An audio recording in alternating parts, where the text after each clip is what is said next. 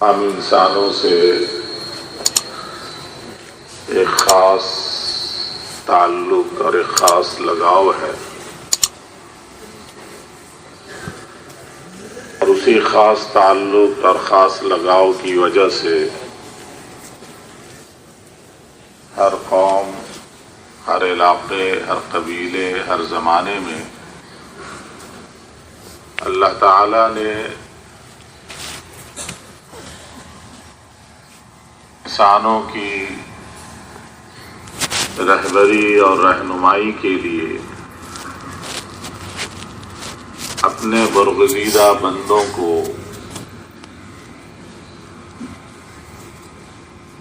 خاص طور پر چنے ہوئے،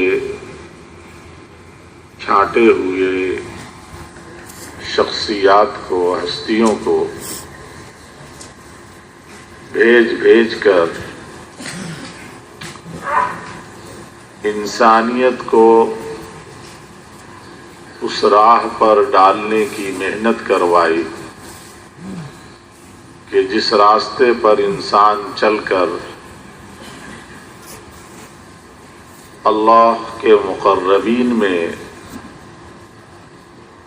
اللہ کے قرب میں،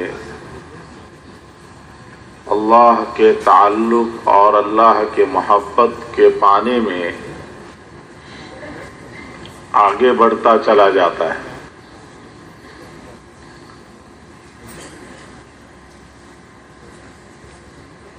ہر نبی نے آ کر اپنی قوم کو، اپنے قبیلے کو، اپنے علاقے کے زمانے کے لوگوں کو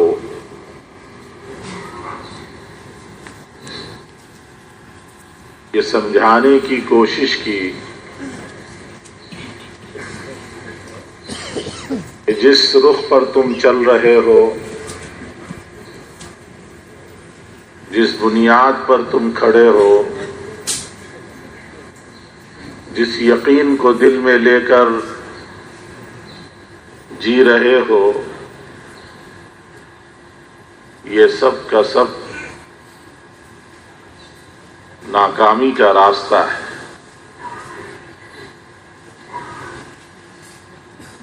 اگر کامیابی چاہتے ہو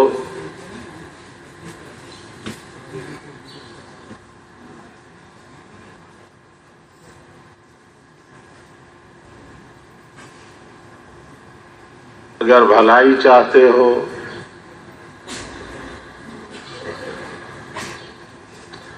خوشی اور راحت چاہتے ہو،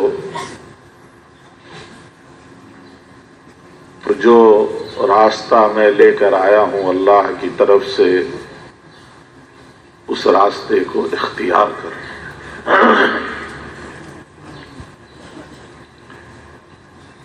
کم و بیش 1,24,000 انبیاء علیہم الصلوات و تسلیمات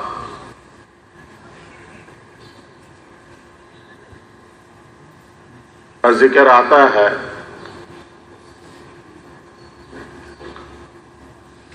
تمام انبیاء علیہم الصلوات و تسلیمات کی مشترک آواز ہے، یہ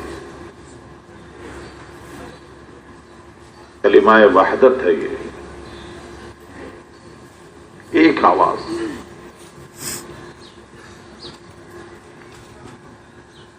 قولوا لا الہ الا اللہ تفلحوا۔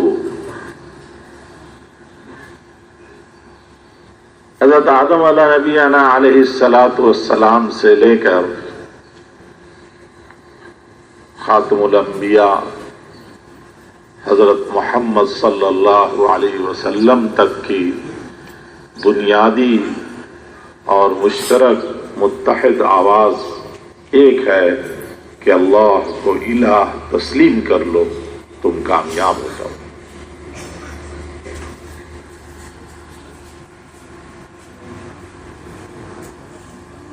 حاجی عبدالوہاب صاحب رحمۃ اللہ علیہ فرمایا کرتے تھے کہ مولانا الیاس صاحب رحمۃ اللہ علیہ ایک دعا مانگتے تھے کہ اللہ آپ کے بندوں سے جو خاص تعلق ہے اس خاص تعلق کا ایک ذرہ مجھے بھی نصیب فرما دو۔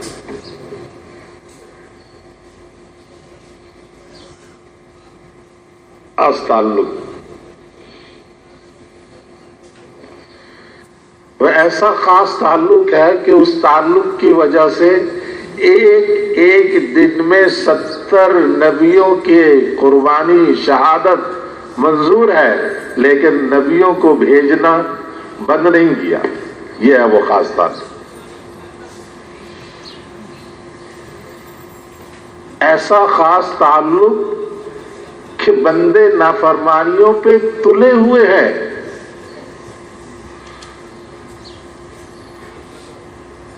لیکن پکڑ میں جلدی نہیں کرتے۔ یہ ہے وہ خاص تعلق۔ ہمارا کوئی ملازم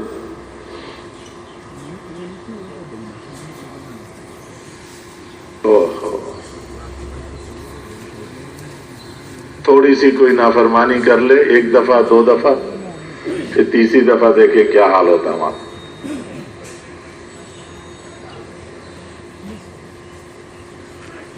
اللہ جل جلالہ کا وہ خاص تعلق ہے اپنے بندوں سے، جس تعلق کی بنا پر اللہ تعالیٰ نے انبیاء علیہ الصلوات والتسلیمات کو یکے بعد دیگرے اور ایک ایک موقع پہ ایک ایک زمانے میں کئی کئی نبیوں کو کئی کئی علاقوں میں بھیج کر یہ آواز لگوائی کہ ساری انسانیت کو بتلا دو کہ میرا تم سے خاص تعلق ہے، تو بھی تو اس کا پاس کر، تو بھی تو لحاظ کر۔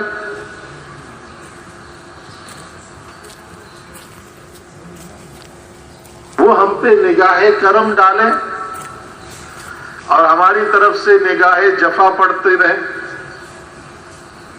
یہ کیا بے وفائی؟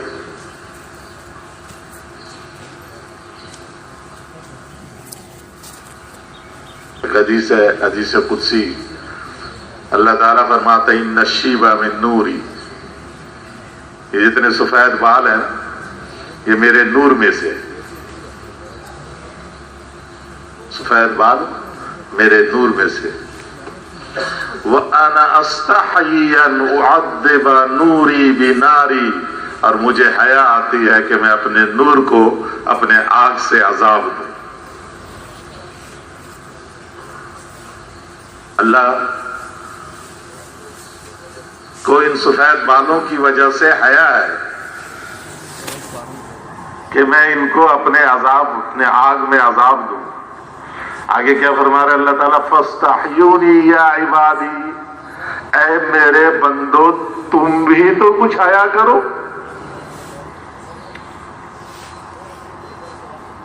اللہ حیا کرے کہ میں اس کو کیسے آگ سے سزا دوں، لیکن اس سفید بال والے کو بھی تو حیا ہو کہ میں اللہ کی کیسے نافرمانی کروں۔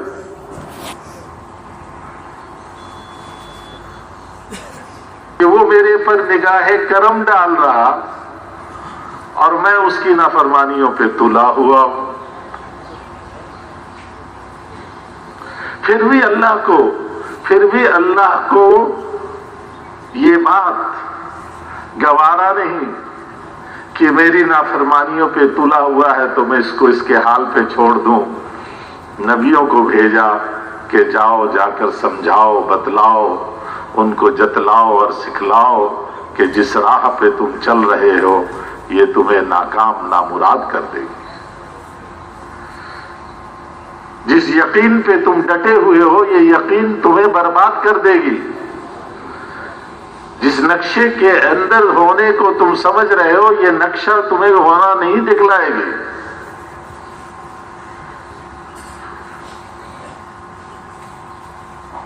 بلکہ ایک اکیلی ذات ہے، اس ذات کو اپنے دل میں اتارو،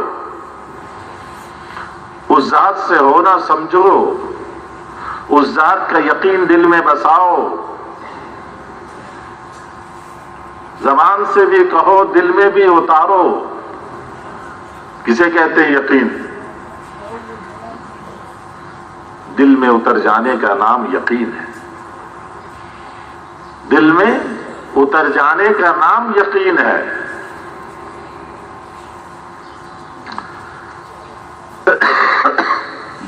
عربی زبان میں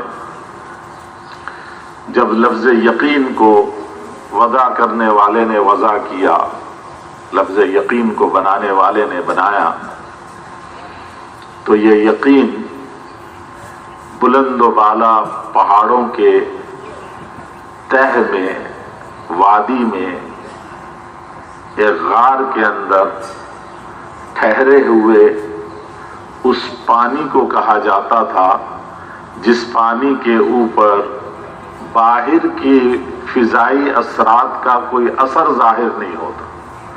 باہر کی طوفانی جھکڑیں، بارشیں، ہوائیں، آندھیاں، برف باریاں، اس کا اس بلند و بالا پہاڑوں کے تہ میں، وادی میں، اندر غار کے اندر نیچے ٹھہرے ہوئے پانی پہ کوئی اثر نہیں ہوتا تھا۔ اس پانی کو عربی زبان والوں نے جب عربی زبان کو وضع کیا تو اس کا نام یقین رکھا گیا۔ پھر اس یقین کے لفظ کو وہاں سے منتقل کیا گیا دل کی اس کیفیت پر، دل کے اندر کی اس کیفیت پر کہ جس اندر کی کیفیت پر باہر کی شیطانی، نفسانی، طاغوتی اور ابلیسی اور قوتیں اور ان کی جھکڑیں اور ان کی طوفانیں اور ان کے کریہ الفاظ اور ان کے بے تکی باتوں کا اس دل کی کیفیت پہ کوئی اثر نہ ہو، اس کو یقین کہا جانے لگا۔ اس لیے سارے انبیاء علیہم الصلوات والتسلیمات کی محنت کا سب سے پہلا میدان دلوں کی یقین کی تبدیلی تھی، دلوں کے یقین کی تبدیلی۔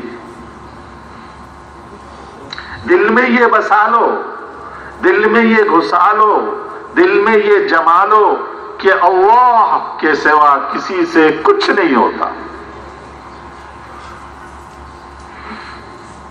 اللہ سے ہوتا ہے، اللہ کے علاوہ کسی سے کچھ نہیں ہوتا۔ اس بات کو اپنے اندر اتارو۔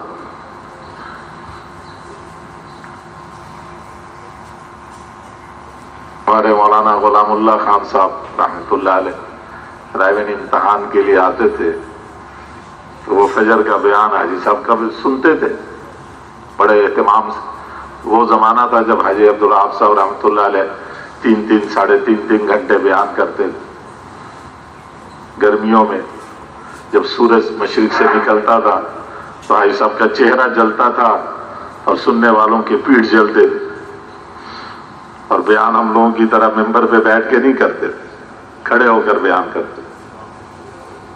3-3.5-4 گھنٹے کا بیان کھڑے ہو کر کرتے تھے۔ بیان کے دوران گشت بھی کرتے تھے، مجمع کو بٹھا کے سارا وہ جو ادھر ادھر کونوں میں ہوتا تھا سب کو گشت کر کے لا کر جمع کر کے پھر بیان شروع کر دیتے۔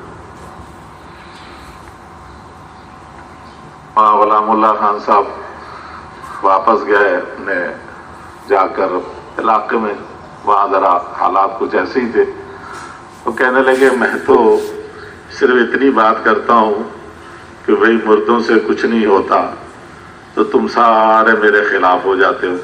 ادھر جاؤ رائیوڈ میں ایک ہے بیٹھا، وہ کہتا زندوں سے بھی کچھ نہیں ہوتا، کسی سے کچھ نہیں ہوتا، جبرائیل سے لے کر چمٹی تک کسی سے کچھ نہیں ہوتا، اللہ کرتے ہیں، اکیلے اللہ کرتے ہیں، اللہ کرتے ہیں، اللہ سے ہوتا ہے۔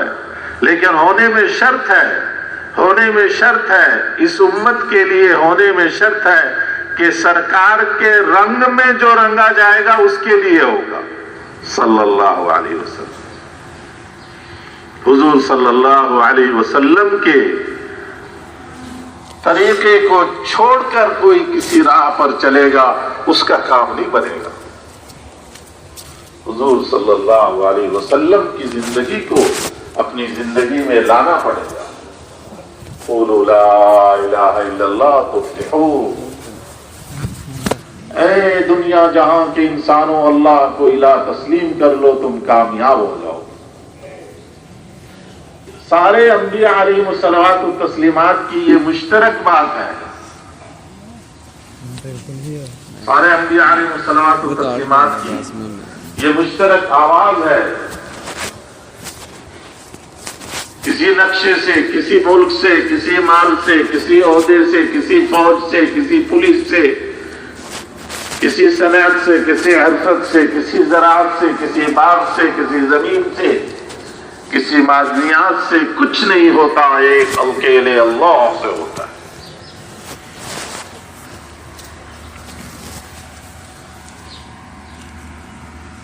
جس نبی کی امت جن جن چیزوں کے یقین کو دل میں لے کر چل رہے تھے، نبی اپنی آواز کو اس چیز کے، اس نقشے کے مقابلے میں لگاتے تھے. جن کا یقین تھا کہ ملک و مال سے کام بنتا ہے، نبی نے آواز لگائی لا الہ الا اللہ. صرف اللہ سے کام بنتا ہے، ملک سے کام نہیں بنتا، مال سے کام نہیں بنتا. جن کا یقین تھا کہ فوج اور ہتھیار سے کام بنتا ہے، نبی نے آواز لگائی لا الہ الا اللہ. اکیلے اللہ سے کام بنتا ہے، فوج سے، ہتھیار سے کام نہیں بنتا. جن کا یقین تھا کہ کثرت سے کام بنتا ہے، نبی نے آواز لگائی لا الہ الا اللہ. اکیلے اللہ سے کام بنتا ہے، کثرت سے کام نہیں بنتا. جن کا یقین تھا کہ صنعت اور حرفت سے کام بنتا ہے، نبی نے آواز لگائی لا الہ الا اللہ. اکیلے اللہ سے کام بنتا ہے، صنعت اور حرفت سے کام نہیں بنتا. جن کا یقین تھا کہ زراعت اور باغات سے کام بنتا ہے، نبی نے آواز لگائی لا الہ الا اللہ. اللہ سے کام بنتا ہے، زراعت اور باغات سے کام نہیں بنتا. جن کا یقین تھا کہ ہمارے قد و قامت اور طاقت اور قوت سے کام بنتا ہے، نبی نے آواز لگائی لا الہ الا اللہ. اللہ سے کام بنتا ہے، کسی اور سے کام نہیں بنتا.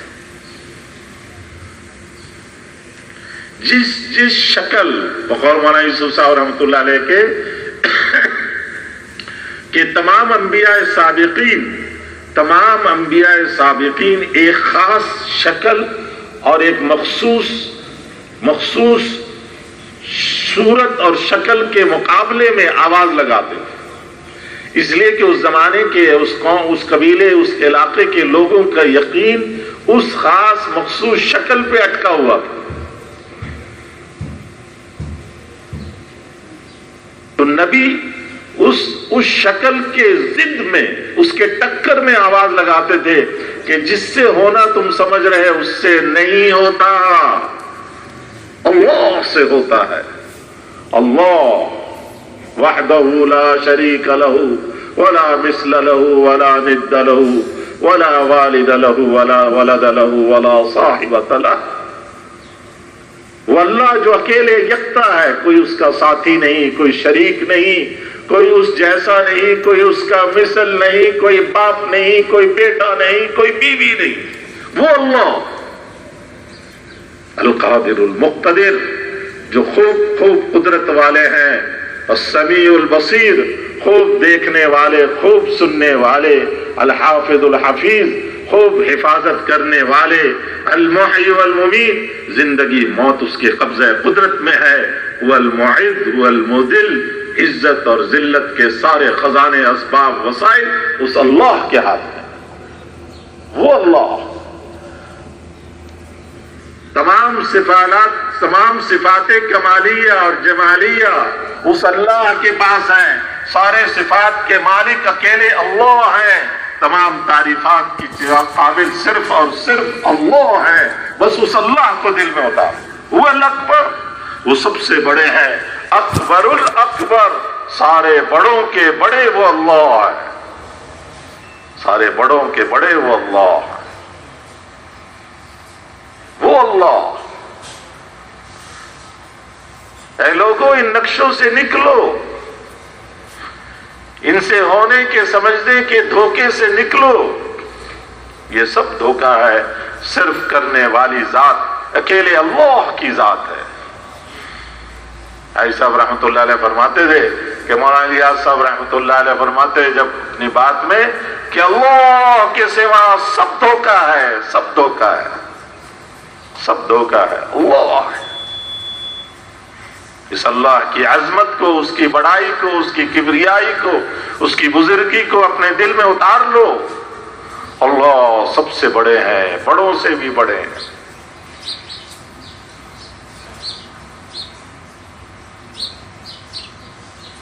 جب سے بڑوں کے الفاظ کے جو ہے بھرمار ہو گئی نا، اور تبلیغ میں بھی بہت آنے لگے، اور بھائی صاحب کے پاس آتے تھے، جی بڑے افسر ہیں، جی بڑے زمیندار ہیں، جی یہ بڑے صنعت کار ہیں، جی یہ بڑے کارخانے والے ہیں، یہ جتنے بڑے کا لفظ لے کر آتے بھائی صاحب کو غصہ چڑھتا تھا، سب بڑے ایسے جن بڑے صرف اللہ ہے۔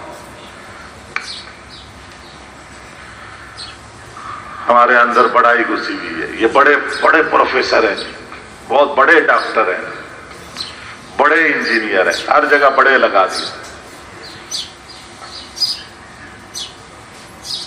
ہمارے بزرگ تھے، یہاں تھے تو جیلم کے، لیکن لاہور میں اتنا عرصہ رہے کہ سب لوگ یہ سمجھتے تھے کہ لاہور ہی کے ہیں۔ صوفی صادق صاحب رحمۃ اللہ علیہ بلال پارک میں جب ہم پڑھتے تھے اسکول کالج میں، تو ہم بھی بلال پارک آتے تو یہی سمجھتے تھے کہ بھئی لاہور کے بزرگ ہیں۔ بعد میں پتہ چلا کہ تو اصل جیلم کے، یہاں ملازمت تھی۔ پھر رائے میں ہمارے مقیم رہے بیرون کے شعبہ میں، تو واپسی کی بات جو ہے کرتے تھے، میں بھی ساتھ ہوتا تھا ترجمانی وغیرہ۔ ایک عجیب قصہ سناتے تھے، اکثر کہتے تھے ہم ملک شام میں گشت کر رہے تھے، جماعت گئی ہوئی تھی ہماری ملک شام میں، ہم گشت کر رہے تھے تو دو چھوٹے چھوٹے بچے کھیل رہے تھے، 6-7 برس کے 8 برس کے بچے ہوں گے، دونوں کی شکل ملتی تھی، ہمیں لگا کہ دونوں بھائی ہیں، ایک جیسے ہیں۔ وہ کھیل رہے تھے، ہم گشت کر رہے تھے، پیدل چلے جا رہے تھے، ہم ان کے پاس سے گزرے تو ہم نے جیسے بچوں کو دیکھ کے آدمی کی طبیعت وہ ہوتی ہے، ہم نے انہیں سلام کیا، انہوں نے ہمارے سلام کا جواب دیا، لیکن کھیل نہیں چھوڑا۔ جیسے ہوتے ہیں بچے کھیل چھوڑ کے کھڑے ہو جاتے، وہ اپنا کھیلتے کھیلتے انہوں نے ہمارے سلام کا جواب دے دیا۔ کہتے ہم نے سوال کیا کہ تم دونوں میں سے بڑا کون ہے؟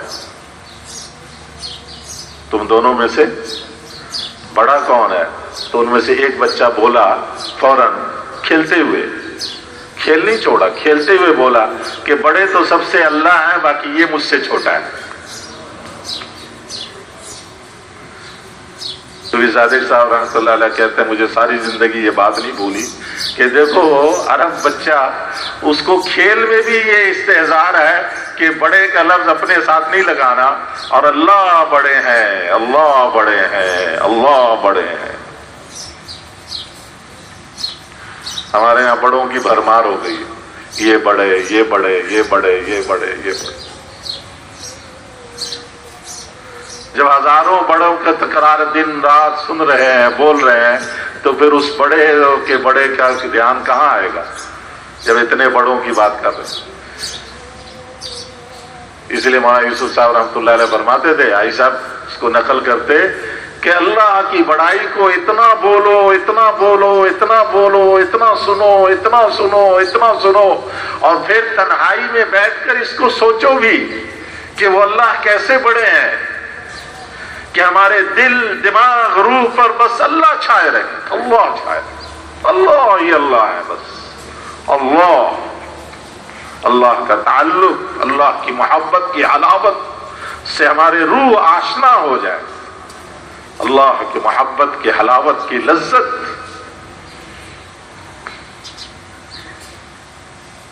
واللہ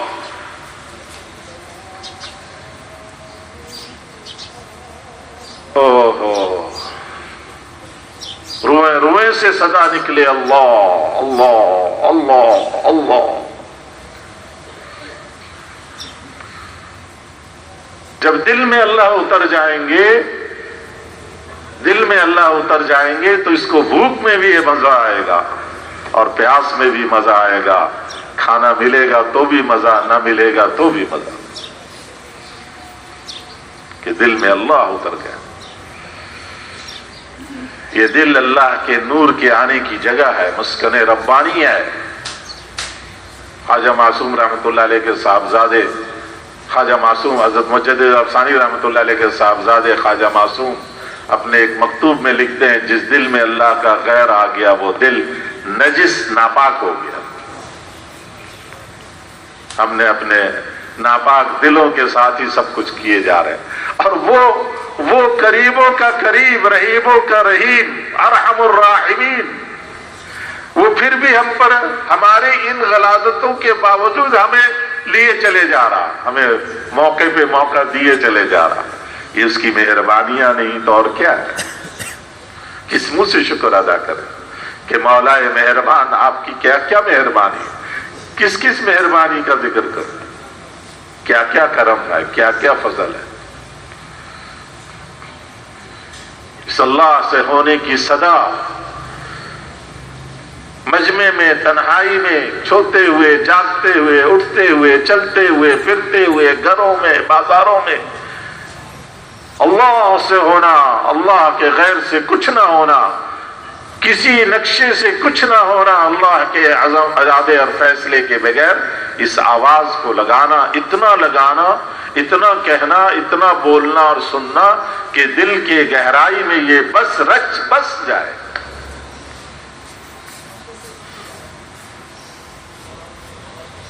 مفتی زین الدین صاحب رحمۃ اللہ علیہ ہمارے فرمایا کرتے تھے، حضور کی دعا ہے، اللہم انی اسألک ایمانا یباشر قلبی۔ اس کا عجیب ترجمہ کہتے تھے کہ اللہ ایسا ایمان جو دل میں رچ بس جائے، رچ بس جانا۔ وہ جو کپڑے کو رنگتے ہیں نا، رنگ ساز، یہ رنگ اس میں رچ بس گیا ہے، اب یہ اس سے جدا نہیں ہو سکتا۔ کپڑے پہ جو رنگ چڑھایا ہے رنگ ساز نے، یہ رنگ اب اس میں ایسا رچ بس گیا ہے کہ اس سے جدا نہیں ہو سکتا۔ ایسا ایمان دل کے اندر کہ جو دل میں جم جائے، رچ بس جائے کہ جدا نہ ہو پائے۔ اللہ سے ایسا ہونا، جہاں جس نقشے سے حاجی صاحب رحمۃ اللہ علیہ فرماتے تھے، جہاں جو نقشہ نظر آئے فوراً کہو اس سے نہیں ہوتا، اللہ سے ہوتا ہے، اللہ سے ہوتا ہے۔ ہم ساؤتھ افریقہ سے موزمبیق جا رہے تھے تو راستے میں سڑک پہ جا رہے تھے، خوبصورت پہاڑ، سر سبز، ہرا بھرا، ایسا جناب خوشنما منظر۔ ہمارے ایک ساتھی نے حاجی صاحب سے کہا، جی کتنا خوبصورت جو ہے یہ منظر ہے، اللہ پاک کیسا جو ہے یہ۔ تو حاجی صاحب نے کہا کہ اس کو دیکھ کر فوراً کہا کرو کہ اللہ کیسے ہیں، یہ کیا خوشنمائی ہے، وہ اللہ کیسے ہیں جس نے یہ بنائی، اور یہ فانی ایسی بنائی ہے تو جو اصلی ہے جنت میں وہ کیسے خوبصورت ہوں گے۔ جیسے مولانا یوسف صاحب رحمۃ اللہ علیہ فرماتے تھے کہ 24 گھنٹے ایمانی کیفیات میں رہنے کی مشق کر لو، 24 گھنٹے ایمانی کیفیات میں رہنے کی مشق کر لو۔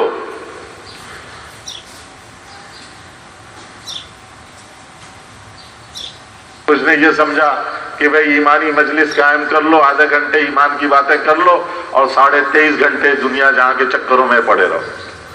نہیں، مولانا یوسف صاحب نے فرمایا کہ ہر موقع پہ دل ایمانیات کے ساتھ بھرا ہوا ہو، اور اس کا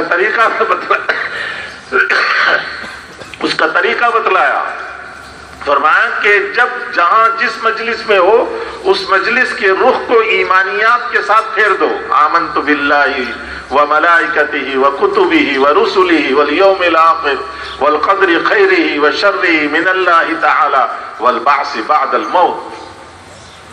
جہاں بیٹھو، جہاں کوئی بات ہو، اس بات کا رخ ایمانیات، یہ 7 غیبی چیزیں ہیں ایمان مفصل کی، یہ ایمانیات کی چیزیں ہیں، اس کے تذکرے سے اپنی مجلس کو ایمانی بنا لو، اور اس کی مثال دی امام یوسف صاحب رحمۃ اللہ علیہ نے کہ دسترخوان لگا ہوا ہے، خدمت والوں نے کھانا لگایا، بہت مزے کا کھانا، آج تو خدمت والوں نے کمال کر دیا، ایسا مزے کا کھانا بنایا ماشاءاللہ، ایسا لذیذ کھانا۔ اور فرمایا کہ جب یہ کھانے کے لذت کی باتیں چل رہی، واہ واہ واہ واہ کیا زبردست ہے۔ اب دوسرا کہہ رہا تو ہمارے علاقے میں آنا نا، وہاں ایک بڑا زبردست دال بناتا تجھے وہ کھلائیں گے۔ تیسرا کہ ہمارے علاقے میں آنا، وہاں پہ تجھے جو ہے نا فلاں چیز کھلائیں گے، وہ بڑا مزے کا ہے۔ تو مولانا یوسف صاحب رحمۃ اللہ فرمایا اپنے ایک ہدایات میں کہ اب اس کے رخ کو پھیر دو کہ ہاں بھائی واقعی خدمت والوں نے آج کمال تو کیا ہے، لیکن جب یہ کھانا ایسا ہے تو جنت کے کھانے کے مزے کیسے ہوں گے۔ اب جنت کے تذکرے شروع کر دو، یہ تمہاری دسترخوان جو ہے ایمانی مجلس ہوگی۔ اور فرمایا یا پھر حضور صلی اللہ علیہ وسلم اور صحابہ کے مجاہدے اور قربانی والے وہ کھانے کا ذکر کرو کہ 3 چاند نکل آتے تھے، 2 مہینے گزر جاتے تھے، حضور صلی اللہ علیہ وسلم کے 9 گھروں میں سے کسی گھر میں چولہا جلنے کی نوبت نہیں آتی تھی، یا اس کا تذکرہ کرو۔ ہر وقت ایمانی کیفیت میں رہنا کہ میں نے اپنے کارخانے کا نظام کیسا چلایا، فوراً رخ پھیر دینا اللہ نے فرشتوں کے ذریعے سے ساری کائنات کا نظام کیسے چلایا۔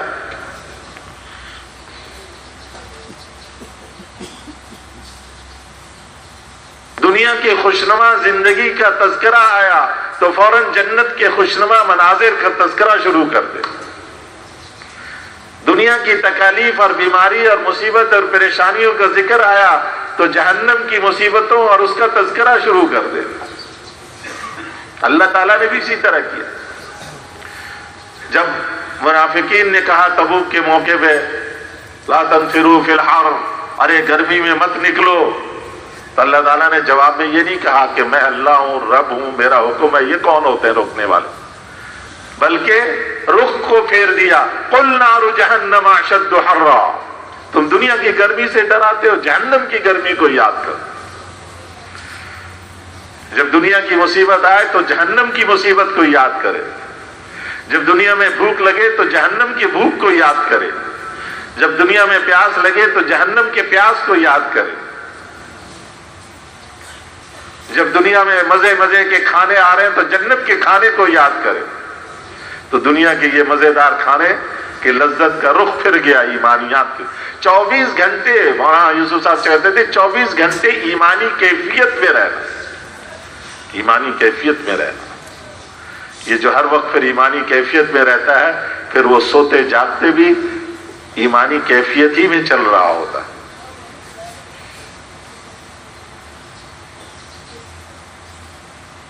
سن 2005 کی بات ہے، سبی اجتماع پہ گئے حاجی صاحب رحمۃ اللہ علیہ، تکلیف تھی ان کو کمر میں، لیکن وہ گاڑی میں لیٹ کر جو ہے پھر بھی چلے گئے۔ تکلیف تو دینی کام کے لیے کوئی عذر نہیں تھا حاجی صاحب کے یہاں، تو وہاں گئے تو بڑے مشکل سے ان کو کچھ کرایا، کچھ دوائی شوائی لگائی، کچھ ورزش کرایا، تو ان کی آنکھ لگ گئی۔ سفر میں تکلیف میں تھے، وہاں سو گئے۔ صبح فجر کے بعد بیان بھی ان کا تھا۔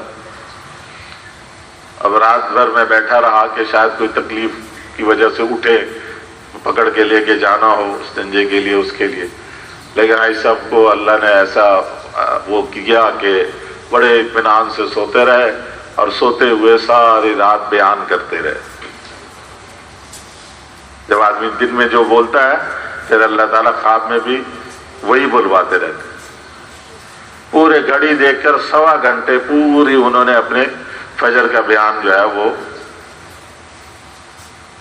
رات ہی کو پورا کر لیا۔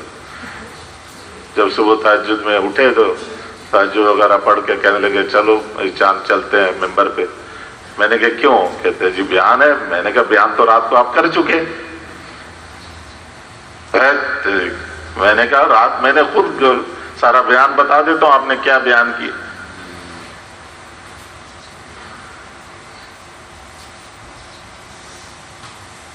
اسے فرماتے تھے جب کوئی حال آیا تو یہ دیکھا جائے گا کہ ہمارا رخ کس کی طرف پھرا.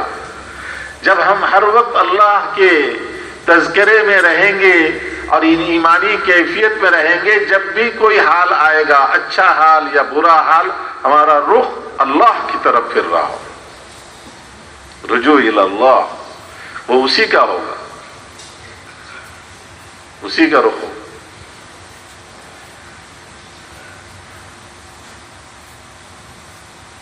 اللہ کو بولنا، اللہ کو بولنا، اللہ کو سننا، اور تنہائی میں بیٹھ کر کچھ وقت نکال کر اس پہ غور کرنا کہ جو بول میں بول رہا تھا، جو بول میں سن رہا تھا، میرے اپنے دل میں کتنی اتری. اتنے پیسے ہو جائیں تو ایسا کام ہو جائے گا. اب اس کے مقابلے میں کیا ہے، اللہ میرے ساتھ ہو جائے تو میرا سارا کام ہو جائے گا. وہ کہتا فلاں صاحب مان جائے نا تو کام بن جائے گا. اس کے ٹکر میں کیا ہے کہ اللہ مان جائے تو کام بن جائے گا. اللہ یا اللہ، اللہ یا اللہ، اس کو دل میں اتار.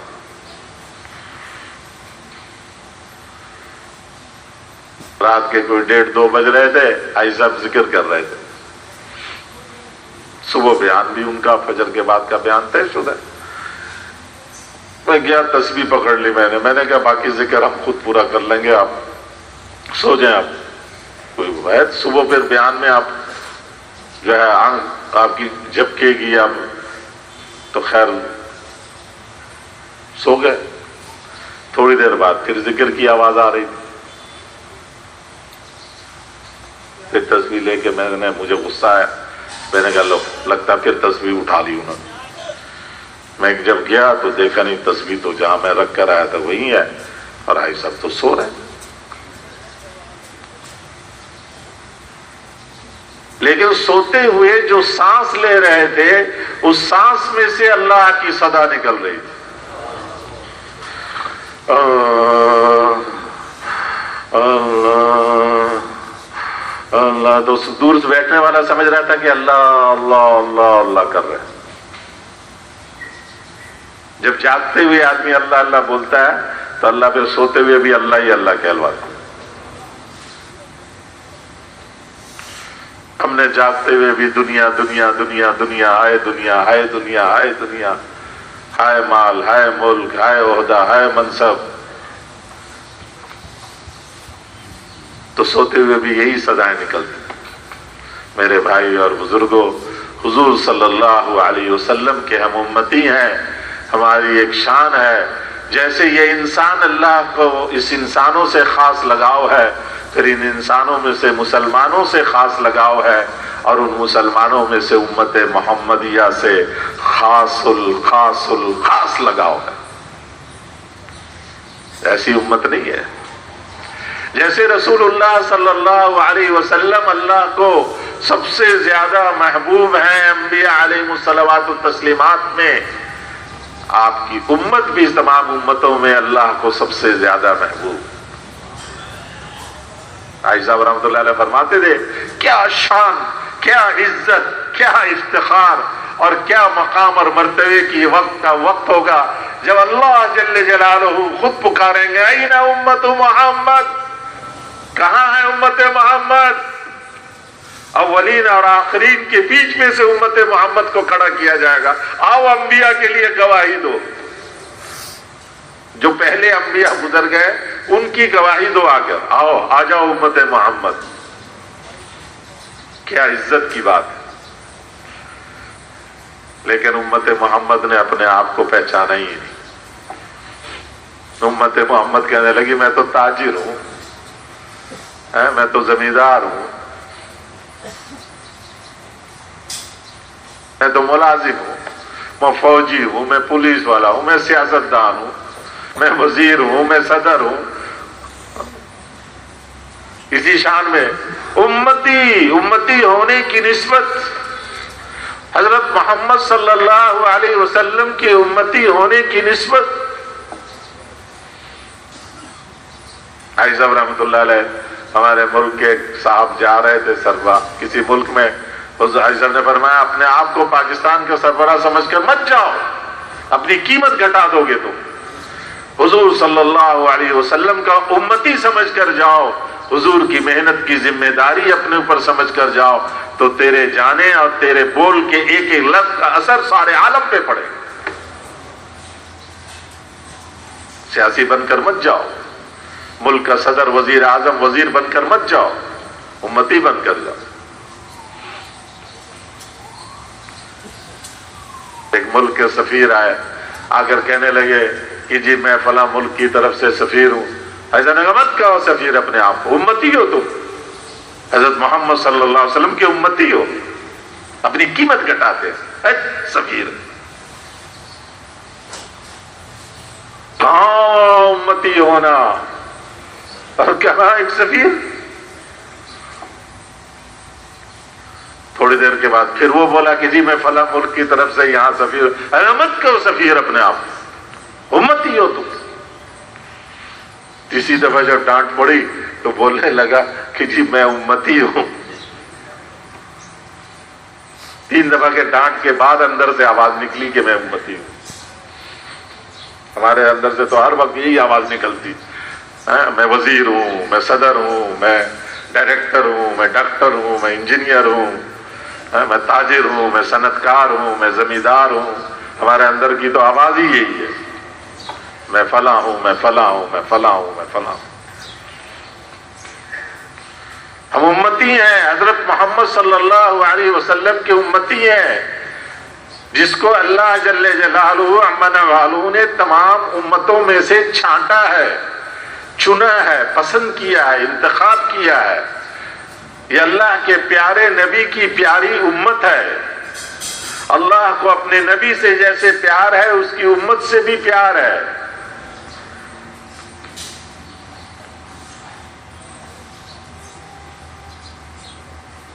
اس لیے تمام انبیاء علیہ الصلوات والتسلیمات سے جو آواز لگوائی گئی، حضور صلی اللہ علیہ وسلم کے ختم نبوت کی وجہ سے، حضور صلی اللہ علیہ وسلم پر نبوت کے ختم ہونے کی برکت سے، حضور صلی اللہ علیہ وسلم کی پوری امت سے اللہ نے وہی آواز لگوائی، قل هذه سبیلی ادعو الی اللہ علی بصیرۃ انا ومن اتبعنی۔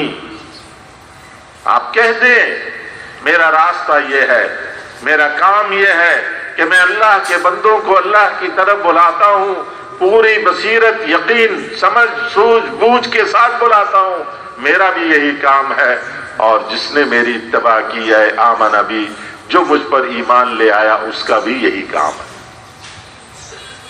چاہے وزیر ہے، چاہے صدر ہے، چاہے فقیر ہے، چاہے غریب ہے، چاہے مسکین ہے، چاہے مرد ہے یا عورت ہے، امریکی ہے، افریقی ہے، ایشیائی ہے، چینی ہے، روسی ہے، ہندی ہے، پاکستانی ہے، سندھی ہے، پٹھان ہے، بلوچ ہے، پنجابی ہے، عربی ہے، عجمی ہے، جس نے اللہ پر ایمان لا کر اللہ کے نبی کو اپنا نبی تسلیم کر لیا، اس کا یہ کام ہے کہ وہ اللہ کے بندوں کو اللہ کی طرف بلائے، رسول اللہ صلی اللہ علیہ وسلم کے ختم نبوت کی وجہ سے۔ حضور صلی اللہ علیہ وسلم پر نبوت کے ختم ہونے کی برکت میں، صدقے میں، اس امت کے ہر بچے پر، ہر مرد عورت پر، ہر بوڑھے جوان پر، ہر امیر اور فقیر پر، ہر بادشاہ اور محکوم پر یہ ذمہ داری اللہ، نبی نہیں، اللہ کی طرف سے بواسطہ نبی آ گئی ہے۔ یہ ذمہ داری اللہ کی طرف سے آئی ہے، اس امت پر آئی ہے۔ اس محنت کے سلسلے میں یہ سارا اکٹھا ہونا ہے۔ یہ جو اس طرح جمع ہوئے ہیں ہم یہاں، یہ اس محنت کے سلسلے میں، اس ذمہ داری کے احساس دلانے کے سلسلے میں، جس محنت کی ذمہ داری قرن اول میں حضور صلی اللہ علیہ وسلم کے زبان اطہر سے اللہ جل جلالہ نے حضور صلی اللہ علیہ وسلم کی قیامت تک آنے والی امت کے کاندھے پہ ڈال دی تھی، اور امت نے اس ذمہ داری کو بھلا دیا تھا۔ اس ذمہ داری کے احساس دلانے کے لیے اجتماعات کرے جاتے، یہ جمع ہونا ہے کہ ہم تاجر نہیں، ہم زمیندار نہیں، ہم صنعت کار نہیں، ہم وزیر نہیں، ہم حاکم نہیں، ہم محکوم نہیں، ہم سب سے پہلے مسلمان اور پھر حضور صلی اللہ علیہ وسلم کے امتی، آپ کی محنت کے ذمہ دار۔ اللہ کے بندے ہیں، حضور کے امتی ہیں، حضور صلی اللہ علیہ وسلم کی محنت ہماری محنت ہے، آپ کا غم ہمارا غم، آپ کی فکر ہماری فکر، آپ کی بے چینی ہماری بے چینی، آپ کا درد ہمارا درد۔ آپ کو ایک ہی غم تھا کہ کوئی انسان دوزخ میں جانے پائے، سارے انسان اللہ کی نافرمانیوں سے نکل آئیں، اللہ کی اطاعت اور فرما برداری پہ پڑ جائیں، دوزخ کے راستے سے نکل کر جنت کے راستے پہ چلنے والے بنے۔ آپ صلی اللہ علیہ وسلم کو ایک ہی غم، ایک ہی فکر، ایک ہی کڑن۔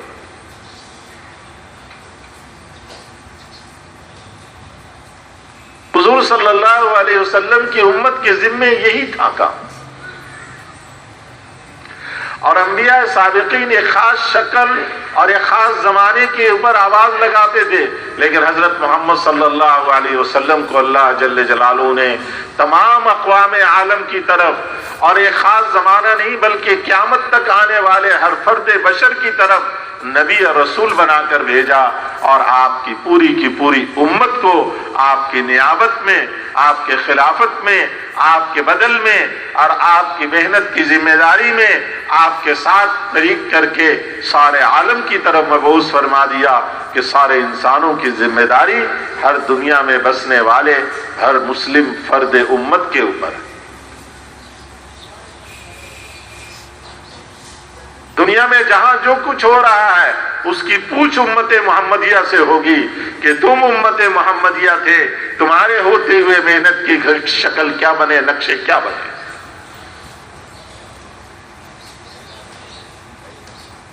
میرے محترم بھائی اور بزرگوں، اب تک جو ہم سے یہ کبھی کوتاہی ہوئی ہم اس کی مانگیں اللہ سے معافی۔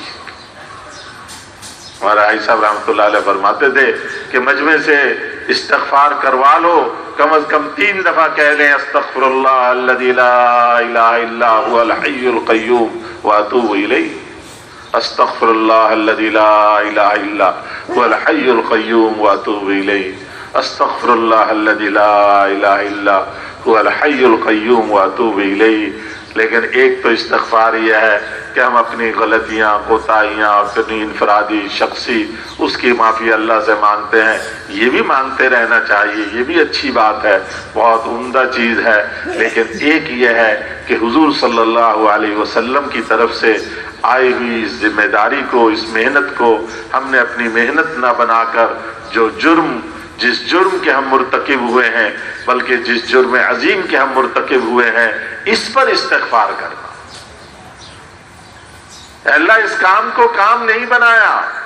مولانا یوسف صاحب رحمۃ اللہ علیہ کی ایک دعا میں ہے کہ اللہ حضور صلی اللہ علیہ وسلم کی محنت کو اپنی محنت نہ بنا کر ہم نے اس جرم عظیم کا ارتکاب کیا، ہم سے وہ جرم عظیم ہو چکا کہ جس جرم عظیم کے نتیجے میں ساری دنیا جرائم اور معاصی سے بھر گئے، اے اللہ ہمارے اس جرم عظیم کو معاف فرما دے۔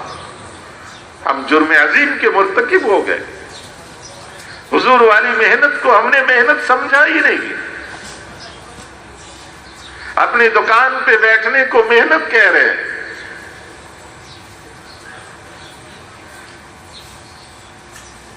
نوکری پہ جانے کو محنت کام کہہ رہے ہیں۔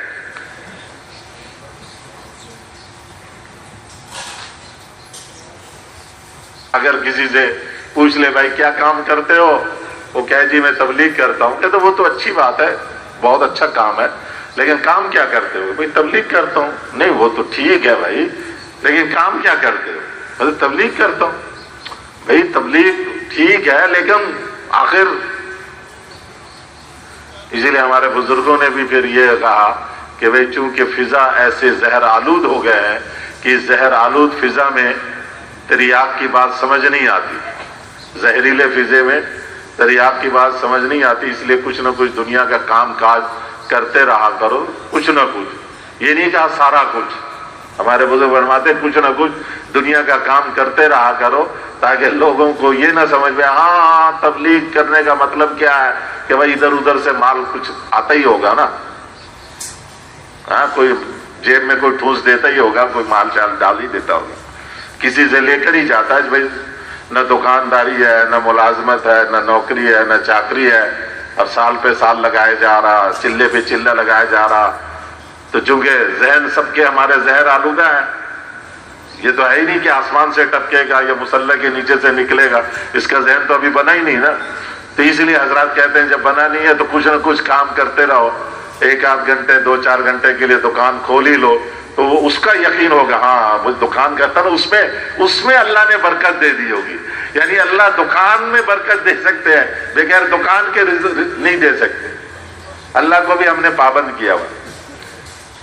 تو لوگوں کی چونکہ فضا ایسی بنی ہے اس لیے حضرات منع کرتے ہیں کہ اپنے آپ کو بڑا مبلغ جتلانے کی ضرورت نہیں ہے. مبلغ جتلاؤ، کام کرو، لیکن ساتھ تھوڑا بہت دنیا کا بھی کام کرو تاکہ ان کا ذہن جو آلودہ ہے اس آلودہ ذہن میں دوسری بات نہ بیٹھ جائے کہ لوگوں سے مانگ مانگ کر یہ تبلیغ میں چل رہا.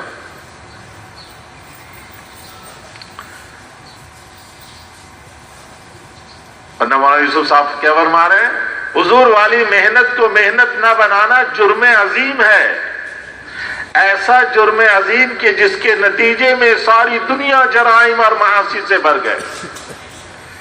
اس کی معافی مانگنا، اس کے لیے روزانہ استغفار کرنا، اس کے لیے اللہ کے سامنے گڑ گڑانا، رونا اور یہ عزم کرنا کہ اللہ اب تک جو ہوا جرم اس جرم کو معاف فرما دے، اور استغفار کر کے خوش ہو جانا.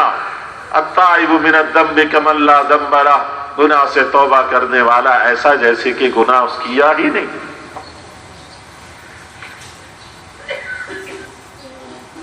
میرے بھائی اور بزرگوں، آج تو فضا ایسی بن گئی کہ جیسے ہمیں اس دنیا میں ہی رہنا ہے. بقول حاجی صاحب رحمۃ اللہ علیہ کے ہم نے ہر طرف جینے کی فضا بنائی ہوئی ہے. بلڈنگ ایسی بنا لو، چیزیں ایسی بنا لو، گاڑیاں ایسی لے لو، فلاں چیز ایسی کر لو، جینے کی ایک عام فضا بنی ہوئی ہے. بخاری شریف کی روایت ہے اکثروا ذکر حازم لذات الموت، لذتوں کو توڑنے والی چیز یعنی موت کو کثرت سے یاد کیا کرو. حضرت حسین ابن علی رضی اللہ تعالیٰ فرماتے ہیں کہ ایک دن رسول اللہ صلی اللہ علیہ وسلم تشریف لائے اور منبر پہ کھڑے ہوئے، صحابہ سامنے بیٹھے تھے. آپ نے فرمایا ایھا الناس کأن الموت فیھا علی غیرنا کتب. صحابہ کو 1400 سال پہلے کہے لوگوں، صحابہ سے خطاب کر کے کہہ رہے ہیں، وہ یا قیامت تک کے آنے والے انسانوں کو کہہ رہے ہیں، اے لوگوں تم تو دنیا میں ایسے جی رہے ہو جیسے موت ہم پر نہیں ہمارے علاوہ اوروں کے لیے لکھی گئی ہے، ہم پر نہیں آئے گی موت.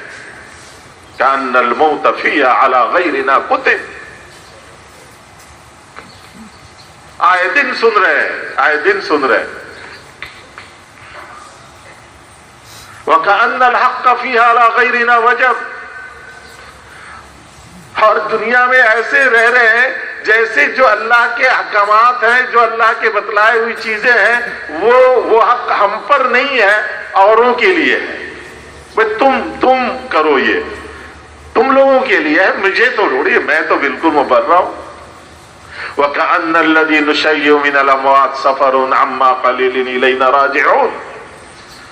اور روز آئے دن جن کو ہم تیار کر کے کفن میں آگے بھیج رہے ہیں، یوں سمجھ رہے ہیں جیسے سفر پہ گیا بس تھوڑی دیر میں واپس آ جائے گا.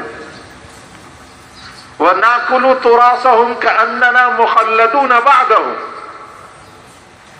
اور اس کے چھوڑے ہوئے مال و متاع ترکے پر ایسے ٹوٹتے ہیں، ایسے جھگڑتے ہیں، ایسے لڑتے ہیں کہ جیسے ہمیں تو ہمیشہ ہم نے ہمیشہ رہنا ہے، وہ مرنے والا گیا ہے. اور کوستے ہیں اس مرنے والے کو کہ مرنے والا ایسا چھوڑ کر گیا کہ ہمارے خاندانوں میں جھگڑے پٹ گئے. کوئی اپنے حق سے کچھ سے دستبردار ہونے کو تیار نہیں کہ وہ مرا ہے، مجھے نہیں مرنا ہے، میں تو اپنا حق لے کے رہوں گا. وہ حق لینے کے نام پر دنیا سے وہ بھی چھٹی کر جاتا، پھر اس کی اولادیں لڑتی ہیں، پھر وہ بھی حق لینے کے نام سے دنیا سے رخصت ہو جاتے ہیں، پھر ان کی اولادیں لڑتی ہیں. گروپ اٹھا نہیں بھی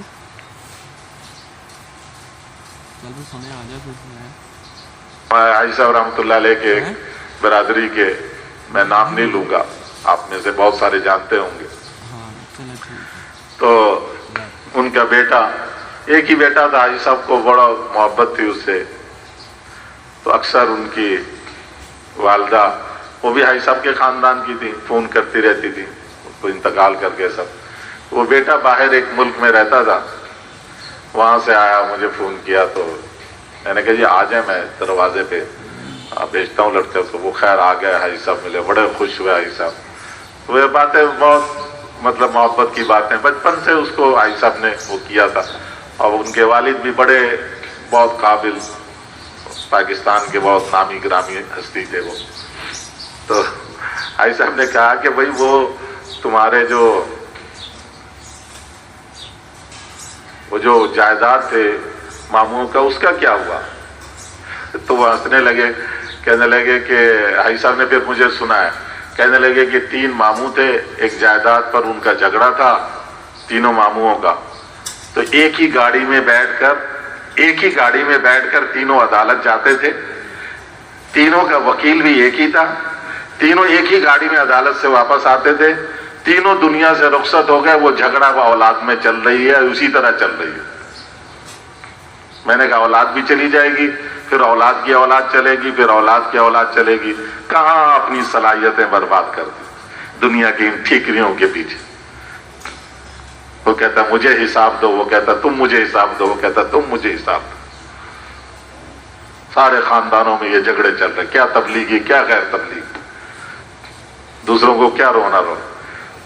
یہ جو دنیا کے اصلاح کے بیڑے لے کر چلے تھے، ان کے خاندانوں بڑے بڑے دعوے داروں کے گھروں کے اندر یہی جھگڑے. دنیا کی چند ٹھیکریاں مجھے مل جائیں، وہ کہتا نہیں چند ٹکڑے مجھے مل جائیں، اور وہ ٹکڑے چھوڑ کر پھر یہ رخصت ہو جاتا ہے. پھر بعد میں اس کی اولاد لڑتی ہے. جیسے یہ اپنے باپ کی جائیداد میں لڑ رہے تھے، ان کی اولادیں پھر ان کی جائیداد میں لڑتے، پھر ان کی اولادیں یہی طرح لڑتے لڑتے دنیا سے رخصت ہوتے چلے جاتے. ناکل تراثہم کأننا مخلدون بعدہم. اپنے چھوڑے ہوئے میت کے مال متاع ترکے پر ایسے لڑتے ہیں، ایسے کھاتے پیتے ہیں جیسے ہمیں تو ہمیشہ رہنا ہے، وہ مر گئے، مجھے مل جائے، میرے ساتھ یہ ہمیشہ رہے گا. طوبى لمن شغلہ عیب عن عیوب الناس. خوشخبری ہے، مبارکبادی ہے اس شخص کے لیے جو اپنے عیب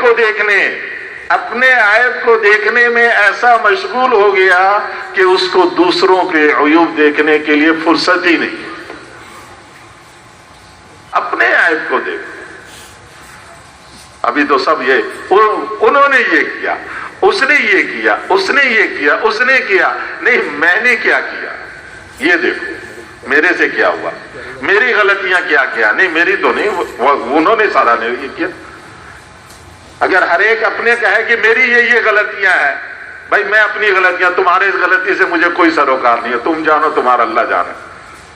میری یہ غلطیاں، میں اپنی غلطیاں ٹھیک کرتا ہوں.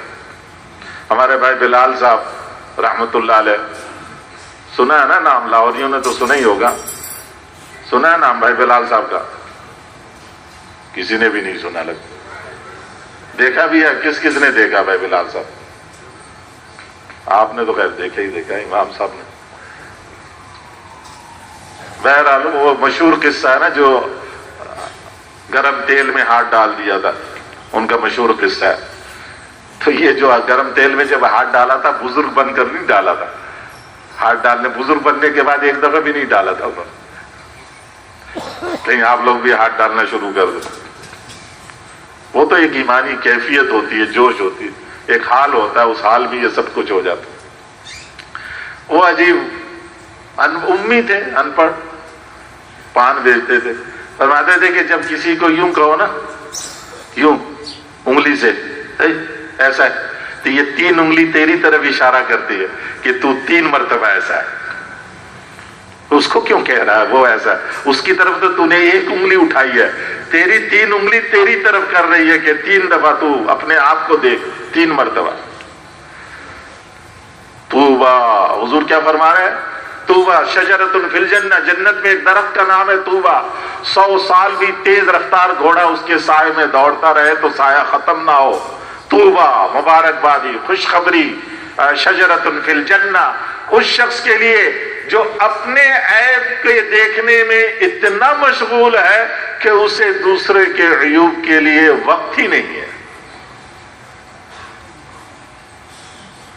طوبی لمن طاب مکسبہ وصلحت سریرتہ وحسنت علانیتہ واستقامت طریقتہ۔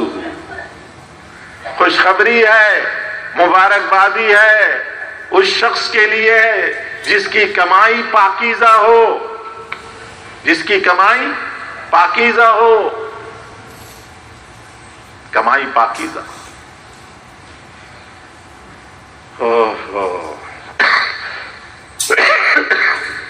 حرام کا ایک لقمہ، حرام کا ایک لقمہ، حرام کا ایک گھونٹ برسہ برس کے اعمال کو ضائع کرنے کے لیے کافی۔ برسہ برس کے اعمال کو حرام کا ایک لقمہ ضائع کر دیتا۔ ہمارے مولانا جمشید صاحب رحمۃ اللہ علیہ کا بچپن حضرت تھانوی رحمۃ اللہ علیہ کے پاس گزرا۔ فرماتے تھے کہ میں جب 9-10 برس کا تھا تو گھر جاتا، گھر میں کوئی چیز مجھے نظر آتی جو ہمارے گھر کی نہیں ہے تو میں اس کو ہاتھ نہیں لگاتا تھا۔ بچہ 9-10 سال کا بچہ، میں اس کو ہاتھ نہیں لگاتا تھا جب تک کہ میں اس کی تحقیق نہ کر لیتا کہ یہ آیا کہاں سے ہے۔ اور جب پتہ چلتا کہ فلاں گھر سے آیا ہے تو میں اگلی تحقیق کرتا تھا کہ ان گھر والوں کی کمائی کیسی ہے، اگر ان کی کمائی صحیح ہے پھر میں اس کو کھاتا، ورنہ نہیں کھاتا تھا۔ تب مولانا جمشید بنتے، ایسے نہیں بن جاتے۔ ہم کہتے ہیں سب ہضم ہو جائے، ہڑپ پکڑ لیں اور بنے بھی ہم وقت کے جو ہے علامہ بن جائے، ایسے نہیں ہوا کرتا۔ پاکیزہ کمائی، اور پاکیزہ کمائی اس وقت تک ہو نہیں سکتا جب تک کہ ہم اپنے علماء کرام سے نہ جڑ کر چلیں۔ اپنے ہر کاروبار، ہر مسئلہ علماء سے پوچھ کر جب تک نہیں کریں گے تو پھر ہمارے نقشے کہیں سے کہیں بنتے چلے جائیں گے۔ پھر ہماری عبادت سیٹی اور تالی بن کے رہ جائے گی اگر ہم اپنے علماء سے پوچھے بغیر اپنے کام کاج کریں گے۔ ہر مسئلے میں اپنے علماء سے رجوع کرنا، جو نیا کام کرنا ہے وہ پہلے علماء کے پاس جانا ہے، علماء اتقیاء، مفتیین، متقین۔ ورنہ جگہ جگہ پہ آج کل بورڈ لگے ہوتے ہیں، نہیں، پہلے تحقیق کریں شہر کے بڑے مفتی کون ہیں، متقی جن پر لوگوں کو اعتماد ہے، ایسے علماء، ان سے جا کر مسئلہ پوچھ کر پھر اس نئے کام کو شروع کریں۔ اور کوئی بات چھپائے نہیں، کوئی بات چھپائے نہیں، اور اگر کر چکے ہیں تو اس کی ساری چیزیں ان کو بتلائیں، اور اس میں ہمیں چاہے نقصان نظر آ رہا ہو لیکن جیسے وہ بتلائیں ویسے اس کو بدلنے کی کوشش کریں۔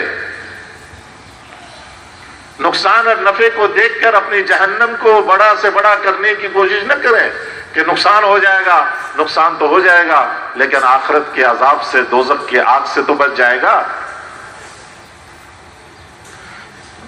طوبی لمن طاب مکسبہ۔ ایک مولوی صاحب نے، ہمارے شورا کے ساتھی تھے ملک بہرام صاحب، ان کے علاقے کے ایک مولوی صاحب نے شکایت کی کہ جی جو آدمی 3 چلے لگا لیتا ہے وہ پھر مدرسے مسجد کا خیال نہیں کرتا۔ انہوں نے کہا کیوں؟ انہوں نے کہا جی وہ فلاں آدمی جب 3 چلے اس نے نہیں لگایا تھا تو اتنا مدرسے کو، اتنا مسجد کو دیتا تھا، اب جب 3 چلے لگا کر آیا اب کچھ بھی نہیں دیتا۔ ملک صاحب نے بلا لیا اسے کہ بھائی یہ بتلا، جب تبلیغ میں وقت نہیں لگایا تھا تو اتنا خیال کرتا تھا مسجد کا، مدرسے کا، تبلیغ میں لگنے کے بعد زیادہ کرنا چاہیے تھا یا کم کر دینا چاہیے، ختم کر دینا چاہیے؟ اس نے کہا ملک صاحب بات یہ ہے، تبلیغ سے پہلے تو میں پاؤڈر کا کام کرتا تھا،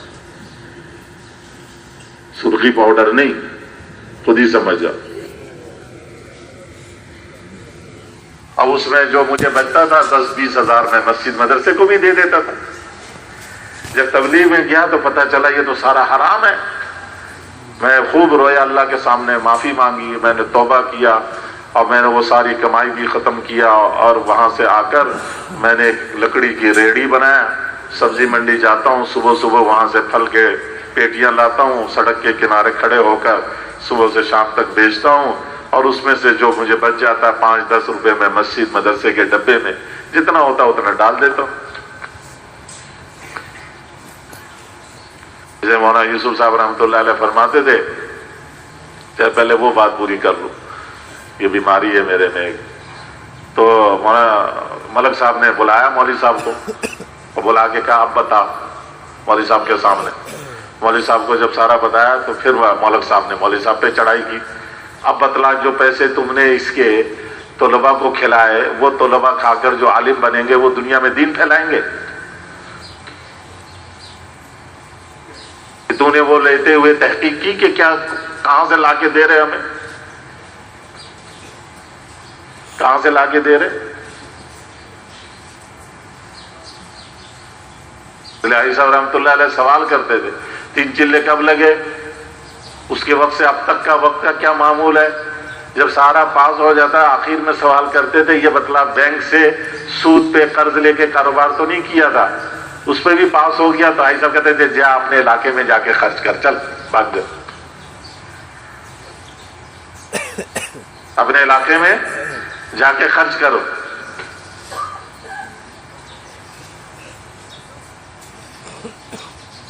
हम कहते हैं कि अल्लाह की तरफ से आया, इनकार कर देंगे तो मदद उड़ जाएगी, ये शैतान ने पट्टी पढ़ाया। मैं मांगने थोड़ी गया था। मौलाना यूसुफ साहब रहमतुल्लाह फरमाया कि अहले मदरसे को भी इसकी जरूरत है। ये नहीं कि जहां से आया तहकीक करना कि कहां से आया, कौन सी कमाई लाके हमें दे रहा, हराम कमाई करके अब मदरसे को देकर खुश हो रहा कि चलो मैंने दीन की खिदमत भी कर ली, मेरा हराम जो है वो भी हलाल बन गया।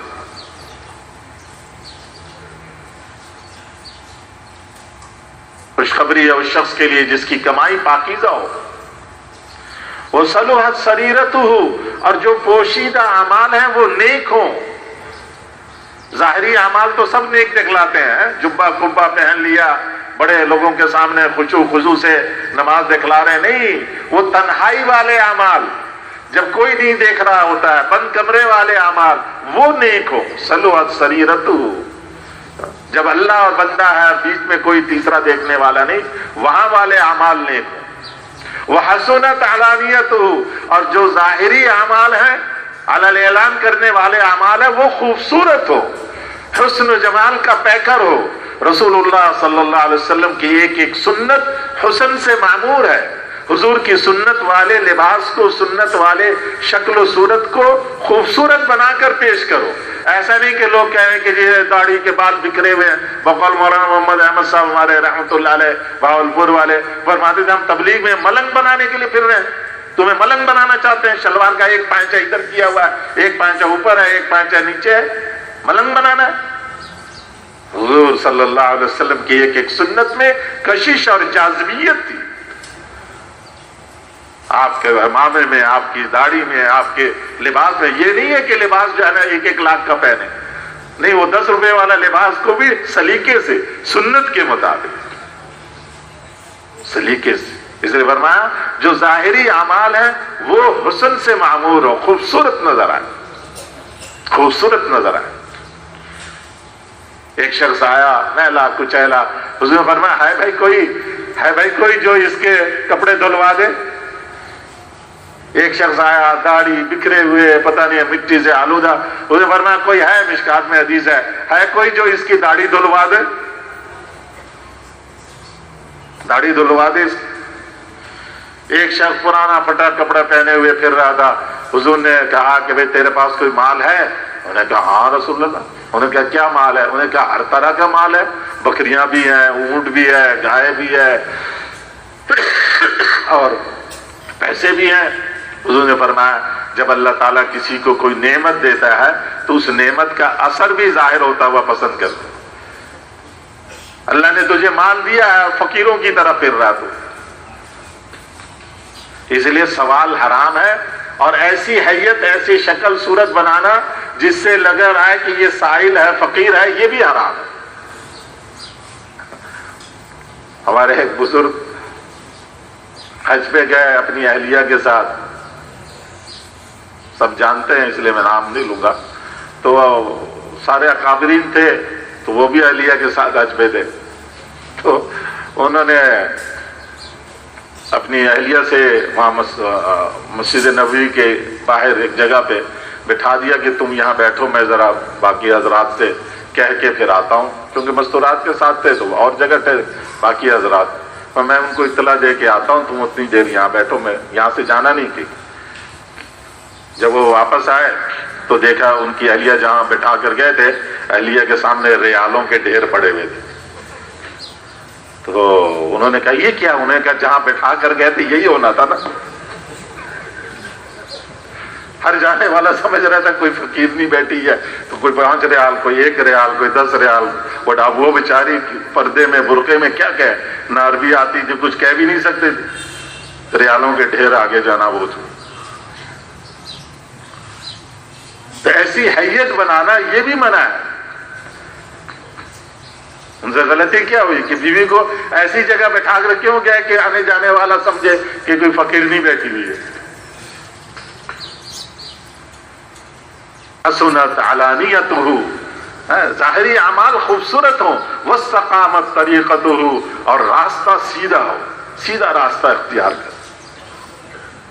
طوبی لمن تواضع للہ من غیر منقصۃ، خوشخبری ہے اس شخص کے لیے جس نے اللہ کے لیے اپنے آپ کو جھکا لیا، تواضع، اپنے آپ کو کچھ نہ سمجھنا، من غیر منقصۃ، کسی کے خوف سے نہیں، کسی کے ڈر سے نہیں، کسی سے کچھ حصول کرنے کے لیے نہیں، کسی سے کچھ عہدہ منصب لینے کے لیے نہیں، کوئی مال متاع، کوئی دینی دنیاوی مرتبہ چاہنے کے لیے نہیں، من غیر منقصۃ، صرف اور صرف اللہ کے لیے اپنے آپ کو جھکا دیا،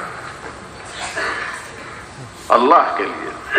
بقول حضرت بڑے حضرت رائے پوری مولانا عبد الرحیم رائے پوری حاجی صاحب کے شیخ حاجی صاحب فرماتے تھے کہ وہ فرمایا کرتے تھے اللہ دین کا کام اس سے لیتے ہیں جس کے اندر کا جذبہ یہ ہو کہ میں کچھ نہیں، میرے سے کچھ نہیں، میں کچھ نہیں، میرے سے کچھ نہیں، جو ہر وقت کام کرتا جائے اور اپنی نفی کرتا جائے، تو نے نہیں کیا، تو نے نہیں کیا، اللہ نے لیا، اللہ نے کرایا، اللہ اس سے دین کا کام لیتے ہیں، اس کو اوپر سے اوپر کرتے ہیں۔ من تواضع للہ رفع اللہ، جو اللہ کے لیے اپنے آپ کو نیچے کرتا جاتا ہے، اللہ اس کو اوپر سے اوپر کرتے چلے جاتے۔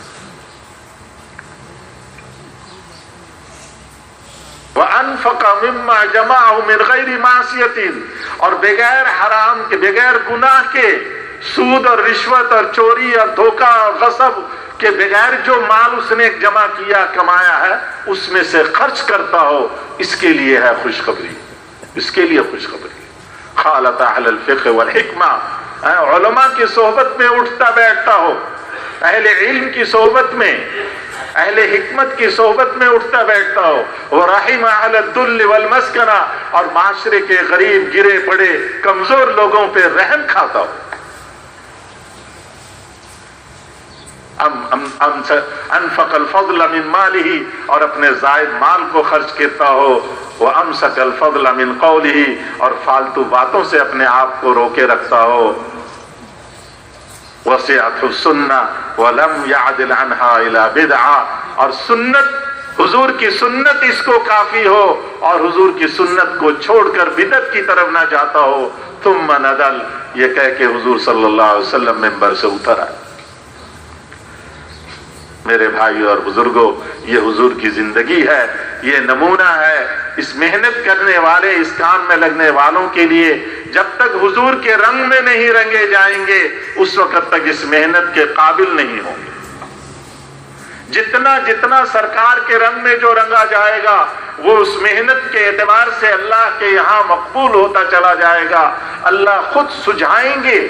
جو حضور کے رنگ میں جتنا رنگا جائے گا، اس کو اللہ سجھائیں گے، موقع کی بات بتلائیں گے کہ اب کیا کرنا، اب کیا کرنا، اب کیا کرنا، اس کے دلوں میں بات آئے گی، اور پھر اس باتوں کو اپنے اہل علم، علماء، اپنے شورا والے، مشورے والوں کے سامنے رکھے گا، اور پھر ان کے مشورے سے اور اپنے علماء کے فتوے سے کام کرتا کرتا آگے بڑھتا چلا جائے گا۔ کریں گے نا انشاءاللہ. اب تک جو نہیں کیا، اس محنت کے اعتبار سے جو ذمہ داری آئی تھی اس ذمہ داری کو ادا نہیں کیا، اس پر اللہ سے معافی مانگنا اور اس کام کو کرتے جانا. اپنے دنیاوی تقاضے کو اعمال کے ذریعے سے پورا کرنا سیکھ جائیں کہ اعمال کر کر کے ہمیں اللہ سے کروانا ہے. اپنی ہر ضرورت اور حاجت، بھائی صاحب رحمۃ اللہ علیہ فرمایا کرتے تھے کہ بچے جو ہے گھروں میں ماں باپ کو دیکھتے ہیں کہ جب میری ماں پر، میرے باپ پر فلاں حال آیا تھا، فلاں تقاضا آیا تھا، تو انہوں نے ان کا رخ کیا تھا، ان کا رخ کیا تھا، کس رخ پر وہ گئے.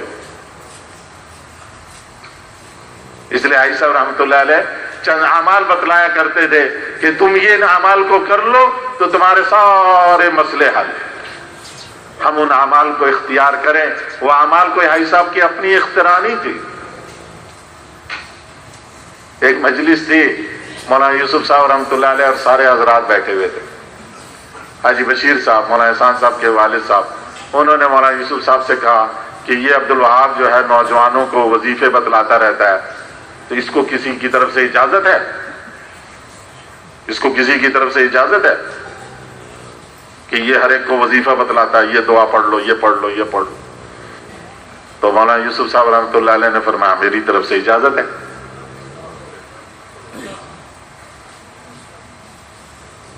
حاجی بشیر صاحب خاموش ہو گئے. جب سارے چلے گئے، کمرے میں صرف دو ہی رہ گئے، مولانا یوسف صاحب اور حاجی بھائی عبدالوہاب صاحب.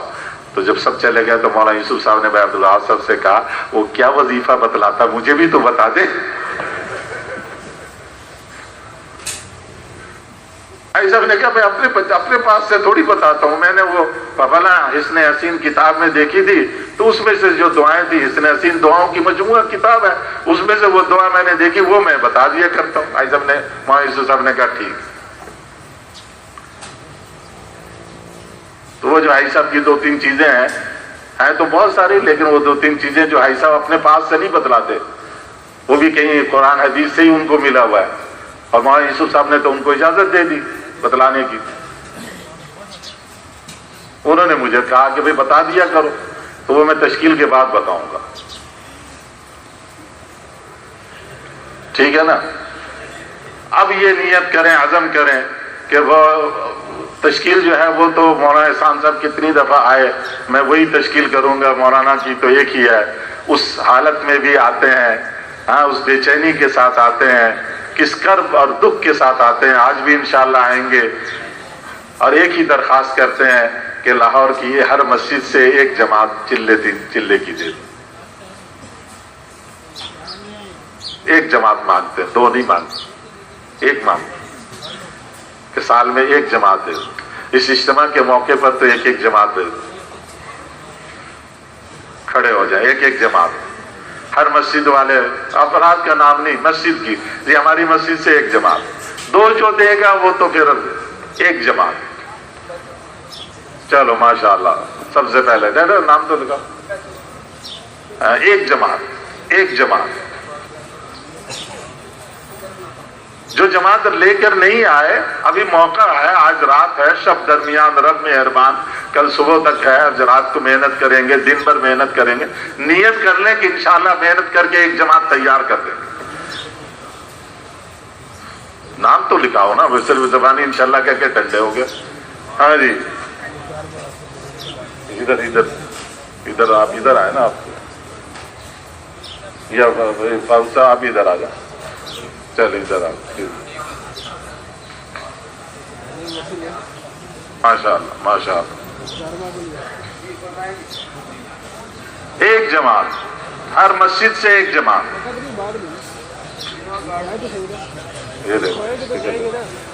ہر مسجد سے ایک جماعت.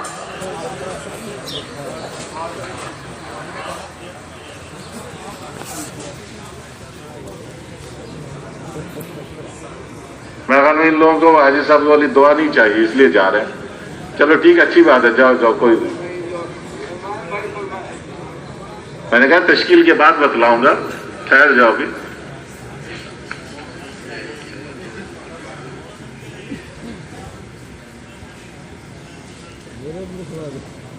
قبر کا صاحب ہوتا ہے نا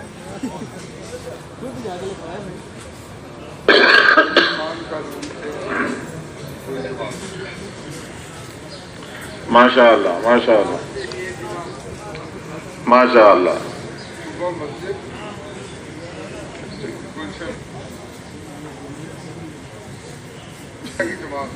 ضرورت کے وقت میں نگاہ اللہ سے ہٹنے نہ پائے. اور فرماتے تھے بہت آسان نسخہ ہے، بھائی صبح 3 دفعہ قل هو اللہ احد پڑھ لو، قل اعوذ برب الفلق پڑھ لو، قل اعوذ برب الناس پڑھ لو. حدیث پاک میں آتا ہے سورہ اخلاص، سورہ فلق، سورہ ناس بسم اللہ کے ساتھ 3 دفعہ صبح پڑھ لو، 3 دفعہ شام پڑھ لو. یکفیک من کل شیء، ہر چیز کی کفایت کرے. کسی صاحب نے کہا وہاں مدینہ منورہ میں ہم گئے تو وہاں کے بہت پرانے ساتھی جو ہے عبدالشکور بخاری صاحب فراش تھے، تو بھائی صاحب عیادت کے لیے گئے تو کہنے لگے کہ بھائی صاحب نے ان سے کہا کہ تم زمزم پیا کرو. دیکھو میں زمزم پیتا رہا اور اب میں ویل چیئر کے بغیر ایسی سیڑھی چڑھ کر آ گیا تمہارے کہ ماں زمزم لما شوری والا. حدیث میں آیا کہ زمزم جس مقصد کے لیے پیا جاتا ہے وہ مقصد پورا ہو جاتا ہے. تو وہ صاحب بھائی صاحب نے فرمایا کہ یہ عبدالشکور بخاری وہ آدمی ہے جس نے مدینے میں سب سے پہلا شخص کے اثر سے عشاء وقت دینا شروع کیا. حالانکہ وہ تاجروں کا بڑا تاجر وہ، اور تاجروں کا سب سے مشغول وقت وہ ہوتا ہے، وہ وقت اس نے مسجد کو دینا شروع کیا. جب ہم نے ترغیب دی کہ بھئی اثر سے وقت دینا شروع کرو تو پہلا آدمی مدینہ منورہ میں یہ ایسے کام کیا آدمی بہت. تو وہ فوراً بولے کہ جی یقین کہاں سے لاؤں؟ بھائی صاحب نے کہا تم سب سے پہلے یقین کے لیے پیو کہ اللہ مجھے میں یقین کے لیے پیتا ہوں ماں زمزم لما شرب له.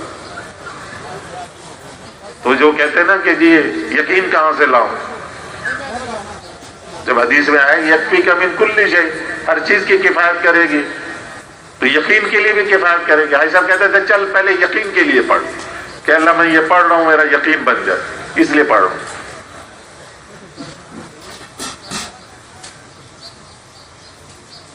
اور جتنے گھروں کے مسئلے مسائل ہیں ان سارے گھروں میں، جتنے ہمارے گھروں میں تبلیغی غیر تبلیغی، اہل علم غیر اہل علم، دنیا دار دیندار، گھروں کے جھگڑے کی بنیادی وجہ کیا ہے کہ ہم گھروں میں اس مسنون طریقے سے نہیں داخل ہوتے. مسنون طریقے سے گھر میں نہیں داخل ہوتے. جس گھر میں بغیر سلام بغیر بسم اللہ کے آدمی داخل ہوتا ہے، ایک شیطان دوسرے سے کہتا آجا آجا، اس گھر میں کھانا بھی ملے گا ٹھکانا بھی ملے گا. تو ہر آدمی دو شیطان کو اپنے ساتھ لے کے اندر داخل ہوتا. پھر کہتے ہیں جی بچے لڑتے بہت ہیں. لڑتے تو وہ لڑیں گے ہی، جب اپنے ساتھ دو شیطان اندر لے کر آئے تو لڑیں گے نہیں تو اور کیا کریں.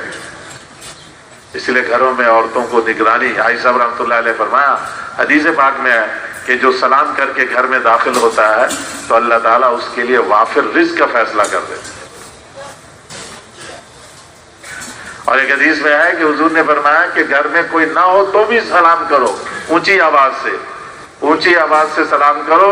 اگر گھر میں کوئی نہیں ہے تو فرشتہ تمہارا سلام مجھے پہنچاتا ہے.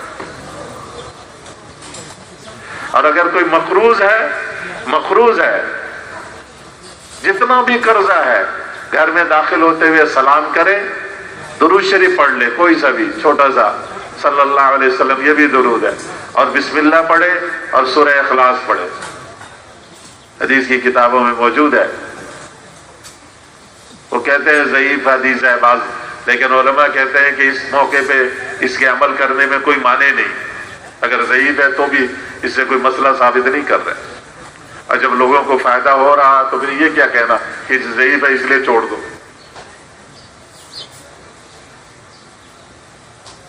ایک دفعہ سلام، ایک دفعہ درود شریف، ایک دفعہ بسم اللہ، ایک دفعہ سورہ اخلاص. 1 منٹ بھی نہیں لگتا. جتنا بھی قرضہ ہوگا اللہ غیب سے اتارنے کا انتظام کر دے. جب گھر میں داخل ہو، گھر کے لڑائی جھگڑے فساد سے بھی وقت پاک ہو گئے، اور اللہ پاک کی طرف سے رزق کا بھی بندوبست ہو گیا اور قرضے بھی اتر گئے. اور کیا چاہیے؟ اور ایک درود شریف بھائی صاحب فرماتے تھے صلی اللہ علیہ سیدنا محمد وآلہ وسلم. مخدوم حازم شندی رحمۃ اللہ علیہ کی کتاب ہے ذریعۃ الوصول، اس میں ہے یہ درود شریف. فرماتے تھے جو 500 دفعہ اس درود شریف کو پڑھ لے گا دنیا آخرت میں اللہ کے سوا کسی کا محتاج نہیں ہوگا. اب جب فارغ ہو گئے تو اب کام کیا کرنا ہے؟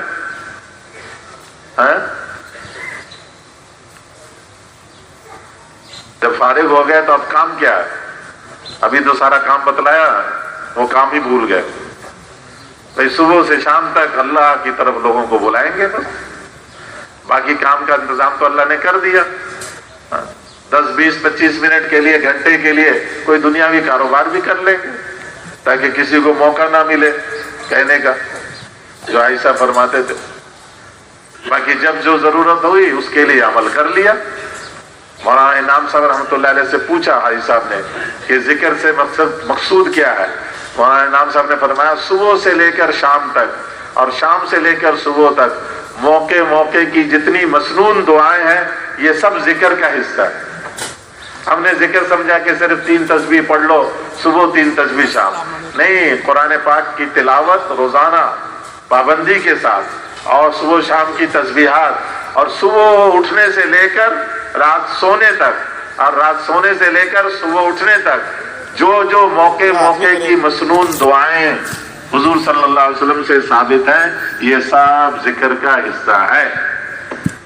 اور یہ ساری مسنون دعائیں حصن حسین ہے، محفوظ. یہ جو موجودہ حالات ہیں، بیماریاں ہیں، وبائیں ہیں اور شکلیں ہیں، جو فسادات ہیں، ان سب سے بچاؤ کا بہترین حفاظت قلعہ حضور صلی اللہ علیہ وسلم کی بتلائی مسنون دعائیں. اس لیے ان مسنون دعاؤں کا اہتمام گویا کہ ذکر کا اہتمام ہے. وہاں انعام صاحب رحمۃ اللہ علیہ ہمارے حضرت جی تیسرے وہ فرمایا کرتے تھے کہ موقع موقع کی مسنون دعائیں یہ ذکر کے اندر شامل. تلاوت قرآن، صبح شام کی تسبیحات اور موقع موقع کی مسنون دعائیں. کھانے سے پہلے، کھانے کے بعد، سونے سے پہلے، سو کر اٹھ کر، بیت الخلا جاتے ہوئے، بیت الخلا سے نکلتے ہوئے، کپڑا پہنتے ہوئے، بازار جاتے ہوئے، بازار سے گھر میں داخل ہوتے ہوئے، گھر سے نکلتے ہوئے، ہر موقع کی جو مسنون دعائیں، مسجد میں آ رہے ہیں، مسجد سے جا رہے ہیں، آپس میں مل رہے ہیں، یہ ساری مسنون دعائیں یہ ذکر ہے. کریں گے نا انشاءاللہ اس کا اہتمام. یہ چھوٹی چھوٹی جو چیزیں ہیں یہ بڑے بڑے فائدے کو شامل ہیں. دیکھنے میں یہ چھوٹی چھوٹی ہے، یہ دیکھ